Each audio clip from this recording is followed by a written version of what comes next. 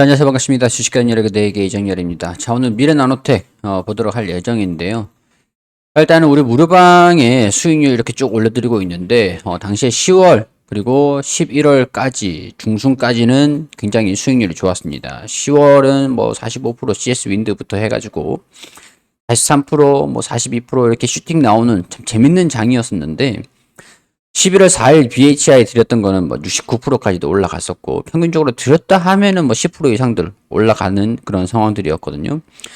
11월 중순 접어들면서 수익률이 조금 무너지기 시작했는데, 제가 결국에는, 11월 중순 이후에 종목들 드렸던 것들은 뭐, 나름대로 이제 종목들 자체를 보수적으로 운영을 했기 때문에 종목 자체를 많이 드리진 않았었습니다. 많이 드리진 않았었어요. 뭐 종목들 수익률도 요즘에 좀 재미가 없는 장들이 좀 지속하고 있기 때문에 아무래도 매매를 하시는데 굉장히 좀 어려운 상황들이실 겁니다.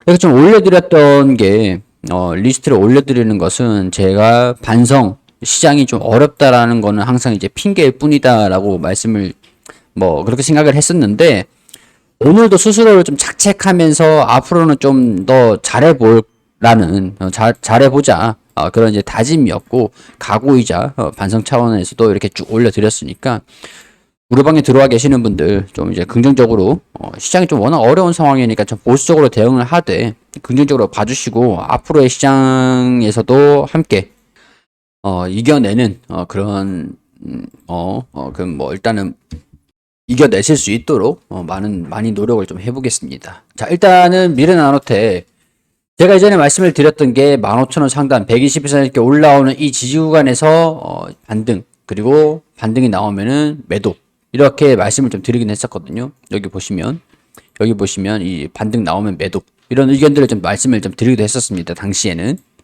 자, 121선이 여기에서 지금 차근차근 올라오고 있는 상태인데 상당히 좀 느린 모습들을 보여주고 있어요.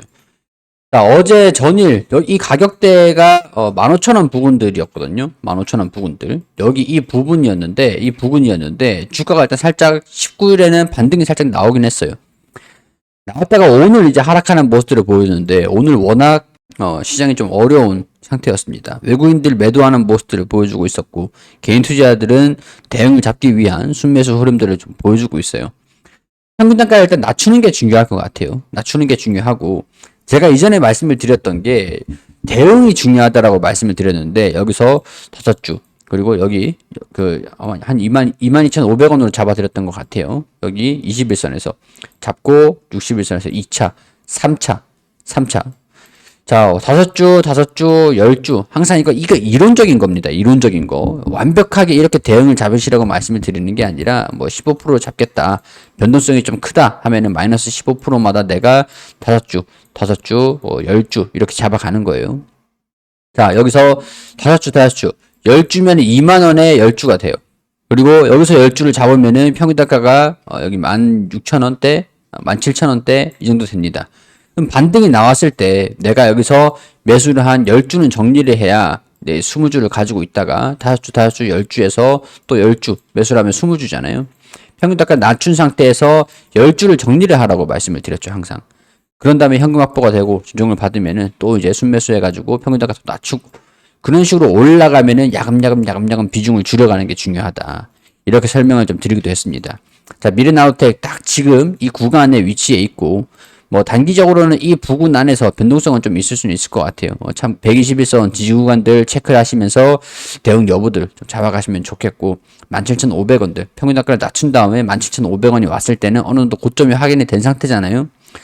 조정 이제 17,500원이 왔을 때 평균 단가 손실 좀 줄였다, 평균 단가 본전 부근 왔다, 그러면 비중을 또 확보를 하셔가지고 현금 확보를 하는 게 중요하다. 추후의 대응을 위해서 그렇게 좀 말씀을 좀 드릴 수 있을 것 같아요. 일단은 이 기업이 좀 비싸냐, 고평가가 되어 있냐, 그건 아닙니다. 일단은. 자, 근데 주가는 많이 올라 있죠. 펄을 봤을 때 지금 21배 수준이에요. PER이 21배 수준들인데, 21배가 통상적으로 비싼 상황들이냐, 뭐 시장 대비해서는 좀 고평가가 없지는 않지만 저평가는 또 아닙니다. 자, 그런 상태에서 미래나노텍이 기존에 어떤 사업들을 영위를 하고 있었냐, 우리 기업 분석 보면은 LED, 광학 필름, 삼성 프리미엄급 OLED TV 광화 필름 사업 안정적으로 매출이 좀 발생이 되고 있었던 상태였고, 자, 우리 이전에 영업이익 320억 원, 그리고 236억 원, 매출이 4,500억 원 정도 수준이 나왔을 때 당시에 우리 EPS가 700원 수준이었어요. 지금 이제 700원을 반영을 하고 있죠. 15,550원 수준에서 700원을 반영을 하면은 21배 수준입니다. 자, 고평가도 저평가도 아닌 상태인데, 이게 이제 성장주 프리미엄을 받지 못하고 있는 상태에서는 저평가는 아니다, 고평가는 아니다, 이렇게 볼 수 있는데, 2차전지 같은 경우에서는 성장주 프리미엄을 받을 수가 있어요. 그렇기 때문에 우리 미래나노텍이 최근에 2차전지 사업을 진출을 하면서 여기 내용들 보면은 양극재 소재업체인 미래첨단소재 인수하면서 구 JNK를 인수를 하면서 올 초에 2차전지 시장에 뛰어든 가운데 22일 대구 달성구에서 수산화 리튬 제2공장을 착공식을 가졌다. 2024년도까지 320억 원을 투자해 공장을 건립을 하고 연산 1만 4천 톤에서 4만 톤 규모의 대량 생산 체계를 구축을 한다. 자, 미래첨단 소재는 양극재 첨가제와 수산화 리튬 분쇄 전문 기업이죠. 수산화 리튬 첨가제 원료를 분쇄 가공해서 양극재 기업에 공급을 하는 사업입니다. 모회사 미래나노텍과 함께 2차전지 소재 연구 개발 역량을 강화해서 매출을 끌어올릴 것이다, 이렇게 얘기를 했죠. 자, 그렇게 되면은 우리가 2차전지에 대한 프리미엄을 반영을 시킬 수 있겠다라고 할 수 있겠죠. 2차전지 소재 기업들 같은 경우는 지금 평균적으로 60에서 많이 내려왔어요. 60배에서 80배 정도 프리미엄을 형성을 하고 있습니다. 그러니까 퍼가 60에서 80 정도로 형성을 하고 있다라는 거예요. 성장주의 프리미엄이 이 정도다. 자, 그러면 이제 꾸준히 올라간다라고 했을 때 60배. 뭐 지금 이제 그렇게 되면은 뭐 주가가 3배, 8배 막 이렇게 올라간다는 얘기인가요? 그거는 아닌 게, 왜냐면은 최근에 주가가 5,000원대 형성을 하고 있다가 지금 25,000원까지 올라왔어요. 25,000원까지. 차익 실현 매물들이 안 나오겠냐고요. 차안이 높으면 골이 깊다라는 말이 있듯이 그만큼 주가가 수익이 나면은 차익 실현 욕구들이 강해지기 때문에 지지 구간들을 체크를 하고 반등이 나오고 돌파를 하는지를 체크를 해야 됩니다. 어느 정도 차익 실현 흐름들이 나아질 수밖에 없는 환경이다. 자, 그렇기 때문에 이 부근들 121선이랑 241선이 있어요. 평균적인 이 기업의 기업 전망에 따라가는 게 장기 이동 평균선일수록 그게 이제 평균입니다. 평균. 60일선이랑 21선은 단기 정도 수준이니까 차트 기업의 사업을 영위를 하는 것들을 가정을 했을 때 그런 관점에서 봤을 땐 말이죠. 자, 그렇기 때문에 이 부분 장기 이평선인 121선에서 무조건 반등이 나와줘야 된다. 그리고 이 61선을 뚫어줘야 돼요. 뚫어줘야 돼. 여기서 못 뚫어주면은 차익 실현 물량들이 또 나올 수 있기 때문에 충분히 경계를 하셔야 됩니다. 그렇기 때문에 61선 반등이 여기서 나온다라고 하면은 18,000원 부근에서 비중 어느 정도 확보를 하고 돌파를 못한다라고 하면은 다시 지지받는지 체크를 하시라는 거예요. 다시. 그렇기 때문에 반등이 나왔을 때 비중을 대응 잡았던 그 비중은 덜어내는 게 중요하다. 이렇게 말씀을 좀 드릴 수 있을 것 같습니다.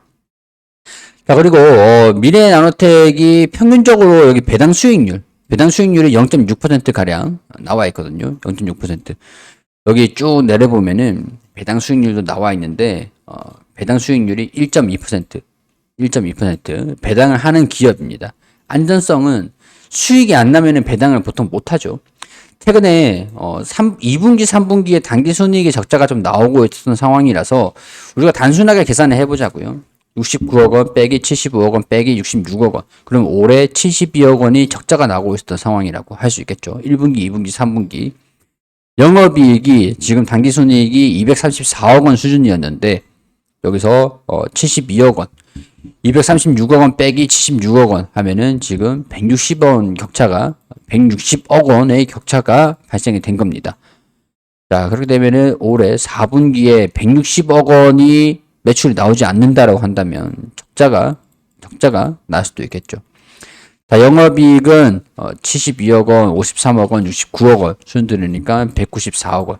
여기서 보수적으로 50억 원 난다라고 하면 244억 원 수준들이니까 전년 동기 대비해가지고는 영업이익이 증가가 되겠지만 단기 순이익은 적자가 날 수 있을 가능성들이 높다라는 것들. 그렇기 때문에 차익 실현 물량들이 나왔을 때 60일선을 돌파를 하는지 반드시 체크를 해보고 상승세가 이어지는지 시장과 관계없이 기업에 대한 내용들을 판단하는 게 중요하다. 이렇게 정리를 해드릴 수 있을 것 같습니다. 자, 미래나우텍도 제가 이전에 공략주로 경제방송 출연하면서 공략주로 안내 드린 기업이기도 합니다. 그만큼 저도 이 기업에 대해서 좀 알고 있는 부분들도 있고 그렇기 때문에 아주 개인적인 생각들을 말씀을 드렸던 것들이고 기술적인 부분들도 같이 설명을 드리면서 개인적인 생각들을 말씀을 드린 것들이니까 투자 판단은 여러분들이 해주시길 당부드리고 좀 도움이 되셨길 바라고요. 도움이 되셨다면 구독과 좋아요 부탁드리고 우리 무료방도 시장을 좀 이겨내기 위해서 최선의 노력을 하고 있으니까요. 많은 관심 부탁드릴 수 있도록 하겠습니다.